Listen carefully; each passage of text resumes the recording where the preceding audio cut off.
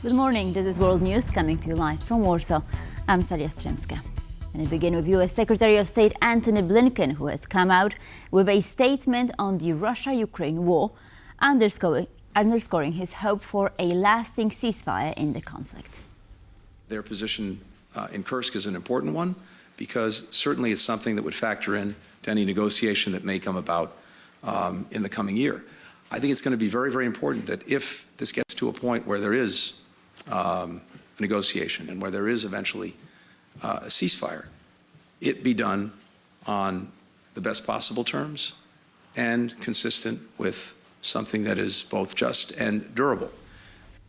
Ukraine has launched a counterattack in Russia's Kursk region, warning that Moscow is, quote, getting what it deserves. Ukrainian forces launched surprise attacks against Russian forces in several locations across the Kursk region on Sunday. The Kremlin said that Ukraine launched the operations to stop a Russian offensive and that the Russian army met the attacks with artillery and air power. The Ukrainian military first launched its incursion into Kursk in August of last year. Russian forces pushed them back in some areas without managing to eject them entirely. Ukrainian President Volodymyr Zelensky said that a ceasefire agreement with Russia must include security guarantees for Kyiv. In an interview with a podcast host, Lex Friedman, Zelensky expressed confidence that incoming U.S. President Donald Trump will bring Vladimir Putin to the negotiating table. We must sit down with Trump, agree with him on how to stop the war on Putin. It is important for us that Europe, because we are part of Europe, also has a voice. It won't be long because Europe will be looking us at Trump. Now I see that when I talk with Trump, either in person or in call, all the European leaders ask about it. That shows the influence of Donald Trump. This has never happened before with any other US president. Putin is using energy as a form of widening the divide between EU member states, says Iuliia Osmolovska, director at Globsec Kyiv. In an interview with TVP World, she said that Putin's divide and rule principle is already seeing some success with a few members of the bloc.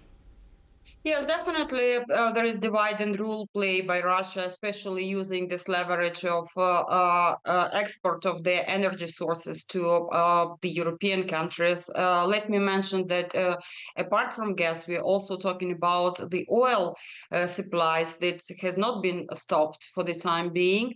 And definitely Putin tried to make this split wider among the consolidated position and the unity of the European member states, and he's playing relatively effectively with Slovakia and Hungary.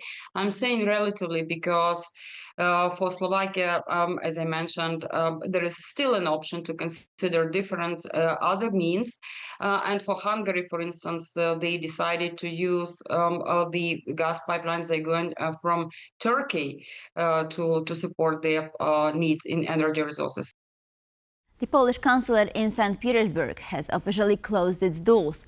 The Russian government ordered its shutdown in a tit-for-tat move after the Russian consulate in Poznań in western Poland was closed as well.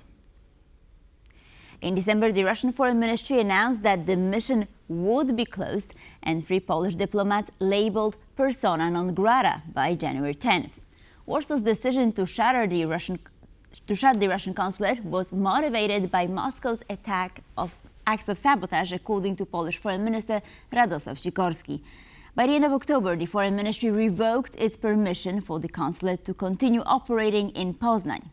At the time, Sikorski said the ministry had information that Russia was behind various sabotage attempts in Poland and abroad. Now he believes that Moscow had no right to make such a decision.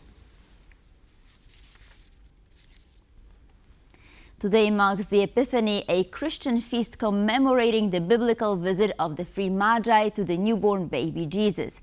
The procession of the three kings will march through nearly 1,000 cities across Poland and abroad. This year, 600,000 crowns and 170,000 songbooks have been prepared for the faithful in Poland. The annual event, which honors the three wise men, Caspar, Melchior and Balthazar, who visited baby Jesus after his birth, is taking place on Monday. Characters dressed in colorful costumes will be parading down the streets of major cities and small towns in the countryside, passing out candy and caroling with the participants. In the capital Warsaw, the procession begins at the Copernicus monument with an official welcome to monarchs from Asia, Africa and Europe. Król Kacper już jest w swojej warowni.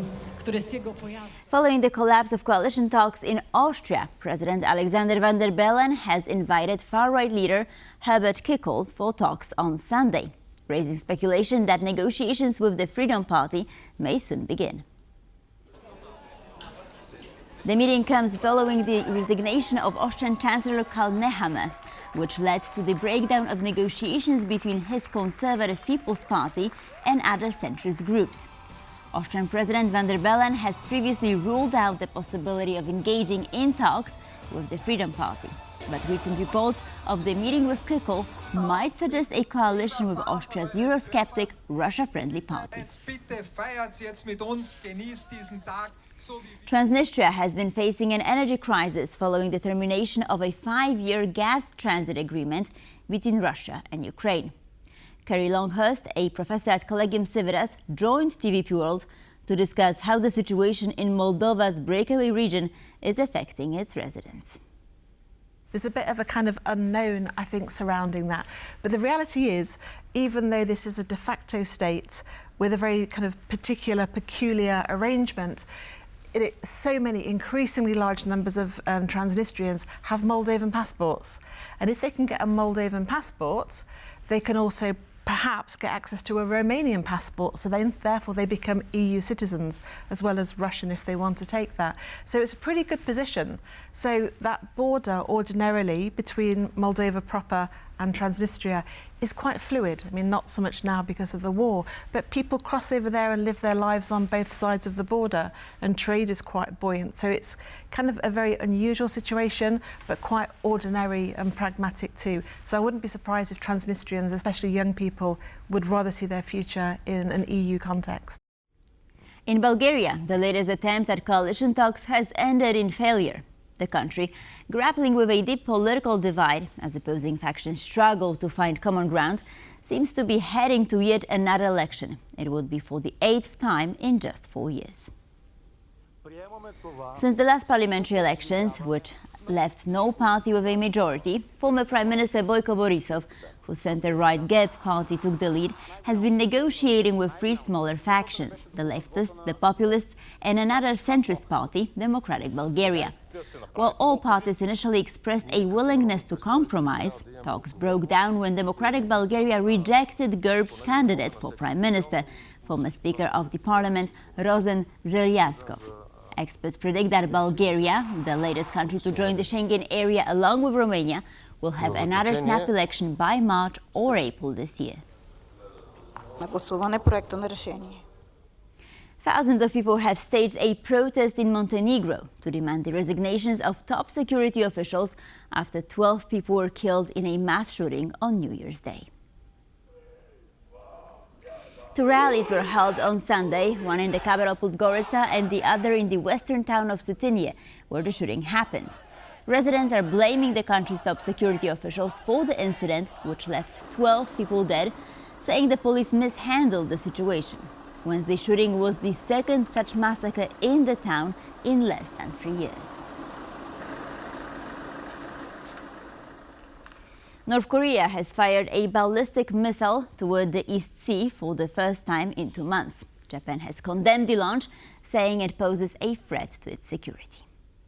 The series of actions by North Korea, including its repeated launches of ballistic missiles, are a threat to the safety and security of our nation, the region and the international community. Such ballistic missile launches violate relevant UN Security Council resolutions and are a serious issue for the safety of our people. Japan has launched a stern protest against North Korea, and we strongly condemn these actions. Following Italian Prime Minister Giorgia Meloni's visit to the United States, where she met with President-elect Donald Trump, reports are emerging of a potential collaboration between Rome and one of Trump's closest allies, Elon Musk. According to Bloomberg, Italy is in advanced talks with Musk's SpaceX for a €1.5 billion deal that will include the American company providing secure telecommunications to the government. While the negotiations for the 5-year contract have not been finalized, reports are saying that Italy's intelligence services and defense ministry have signed off on the idea. Meloni and Musk have long enjoyed a good relationship as they share similar views on a number of issues such as migration. This deal could mark the first time this relationship materializes on a government level. The annual Golden Globes kicked off on Sunday night in Hollywood, marking the award ceremony's 82nd edition. Actors from around the world competed for the prestigious prize, so let's take a closer look at some of the winners. The event, which was hosted by comedian Nikki Glasser, featured a star-studded audience packed with actors and filmmakers. Iuliia Perez. In the most prestigious categories, Brady Corbet won with The Brutalist for Best Drama, and Jacques Audiard's Emilia Perez taking Best Musical or Comedy. Demi Moore. The star of Walter Salaz's I'm Still Here, Fernanda Torres, won Best Actress in a Drama, and Demi Moore took her first Golden Globe in her career for her role in Substance. I celebrate this as a marker of my wholeness and of the love that is driving me, and for the gift of doing something I love and being reminded that I do belong. Thank you so much. The US-made historical drama Shogun took home all the 4 titles it was nominated for: Best Actor, Best Actress, Best Drama Series, and Best Supporting Actor. And with this, we conclude our news bulletin. Thank you for watching, and please stay tuned for more here on TVP World.